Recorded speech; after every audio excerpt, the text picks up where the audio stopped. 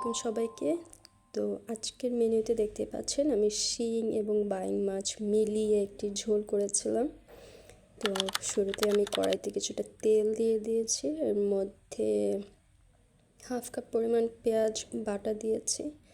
আমার এডিট করতে একটু ভুল করেছে, আমি পেঁয়াজ বাটার পরে আদা রসুন বাটা দিয়েছিলাম, দিয়ে নাড়াচাড়া করে তারপরে 1 চামচের মতো গরম মশলার গুঁড়ো দিয়েছি। যদিও রাঁধুনি আমাকে স্পন্সর করেনি, তাও আমার ওদের গরম মশলার গুঁড়োটা খুবই ভালো লাগে ইউজ করতে।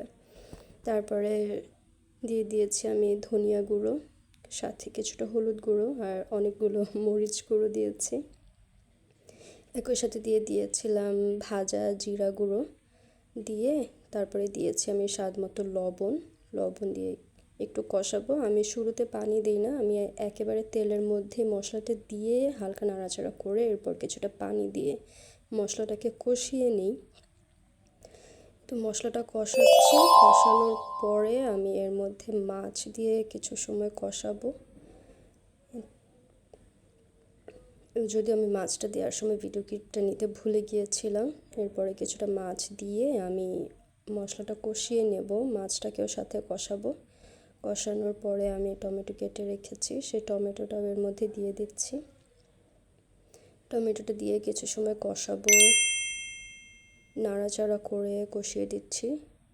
যারা ভিডিওটা ফেসবুক থেকে দেখছেন, ফেসবুকে লাইক শেয়ার এবং একটা কমেন্ট করে জানাবেন কেমন লাগলো। আর যারা ভিডিওটা ইউটিউবে দেখছেন তারা অবশ্যই সাবস্ক্রাইব করে একটা কমেন্ট করে জানিয়ে দিবেন যে ভিডিওটা কেমন হয়েছে, রান্নাটা কেমন হয়েছে, দেখতে ভালো লাগছে কিনা।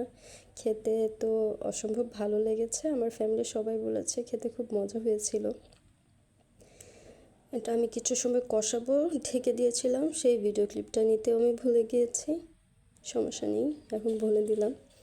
আবার কিছু সময় নাড়াচাড়া করব, অ্যাপ্রক্স 5 থেকে 7 মিনিট আমি কষিয়েছি। কষানোর পরে আমি সামান্যটা পানি দিয়ে দিয়েছি। পানি দিয়ে এটা যখন হালকা বলক এসেছে তখন আমি 5-6টা কাঁচামরিচ মাঝখান থেকে কেটে এর মধ্যে দিয়ে দিয়েছিলাম।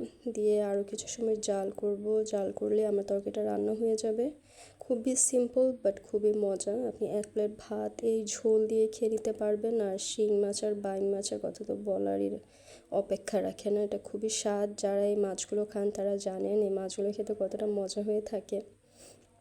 আমার রান্নাটা কিন্তু শেষ হয়ে গিয়েছে। রান্নাটা করতে সর্বোচ্চ 10 মিনিটের বেশিও লাগে না।